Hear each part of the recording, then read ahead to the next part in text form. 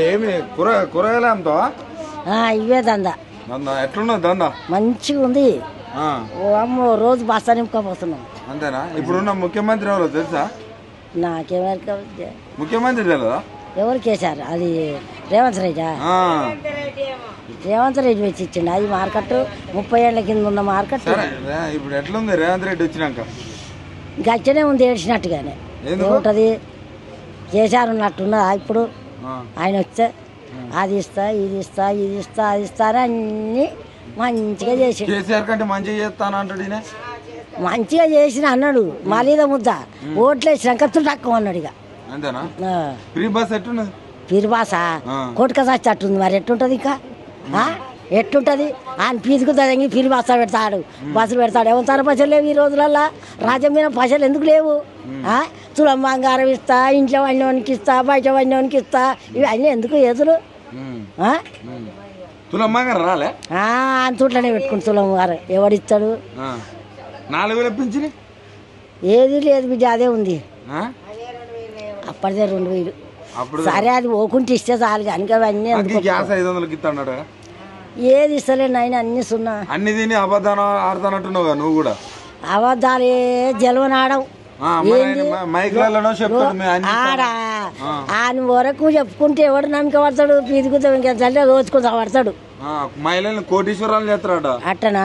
మహిళల్ని అమ్మలా అబ్బో ఇక చేయిపోయినాడు అని ముఖం. మళ్ళీ అయితే ఓటు అంత ఇంకా ఆయన కానేది కానపోయినాడు. కేసీఆర్ ఉన్నప్పుడు ఎట్టిండే మంచిగా ఉండే. జర అట్ట కొన్ని ఇచ్చినా, కొన్ని ఇస్తానన్నా, కొన్ని ఇచ్చిండు. అది ఏంటిది కళ్యాణ పథకం ఇచ్చిండు, ప్రసిద్ధ అయిన వాళ్ళకి ఇచ్చిండు. దవాఖానలలో ఆడు ఏడిస్తుడు. ఆయన ఇచ్చినాయి దవాఖానలు కొన్ని మంచిగా చేసిండు. కొన్ని జాబులు పెట్టించిండు.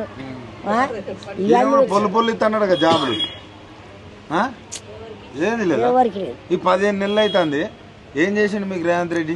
ఏం చేయలే, అనుబంధం నింపుకుంటాము. మరి ఏం చేయలేదు. మరి మైక్లలో అన్ని ఇచ్చిన అంటాడు. చెప్తాడు. చెప్పడానికి నేనైతే చెప్పనా ఇప్పుడు? చెప్పడానికి ఏముంది అది?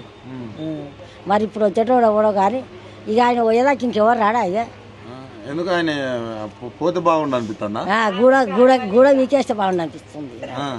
అవును మరి. అంతేనా? అంత తొందర అంత కోపం వస్తుంది? ఏది కూడా కోపం రాకుండా ఏం చేస్తుంది? నువ్వు పింఛన్ ఇచ్చినంత ఇష్టవి. నువ్వు పిరిబాసులు పెడితే నీకెంత రాసు చెప్పు? కాళ్ళు ఇరిగే, చేతులు ఇరిగే, నూక్కునే బడి పిల్లలు ఆలాడ పడుతుర్రు.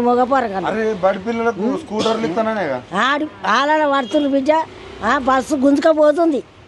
అటువంటి చేతలు చేసిండాడు. మంచిగా బడి పిల్లలు ఆడపిల్లలు పోతాను స్కూటర్లు ఇస్తానేగా లేవా?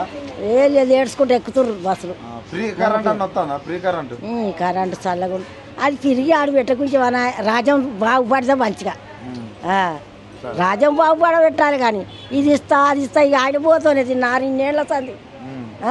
కష్టాలు చేసుకుంటే నువ్వు కష్టం చేస్తున్నావు, నీకు అన్నం వస్తుంది. నువ్వు ఇంట్లో అంత వస్తుందా నీకు కష్టం? అంతే ఉంటుంది. ఆయన ఇచ్చేది లేదు, ఈయన పెట్టేది లేదు, ఎవరేం పెట్టేది లేదు. అంతేనా? ఇప్పుడే ఊడేడు అంతా రాజ్యం అంతా పక్కుర్తి పట్టిండ్రు. ఆయనకి వెయ్యరు. ఫస్ట్ ఎక్కిండు కదా, ఆ ఎక్కించి అంది కొందరికి ఓట్లు. అది రైతు బంధు పడ్డదిగా, కొందరికి మొత్తమే వాళ్ళేదట, మొదలే వాళ్ళేదట. ఇక ఒక్కొక్కసారి వాళ్ళకు గుర్తొస్తుందా? మా కేసీఆర్ అన్న చల్లగుండని ఏం దండం పెడుతుర్రు.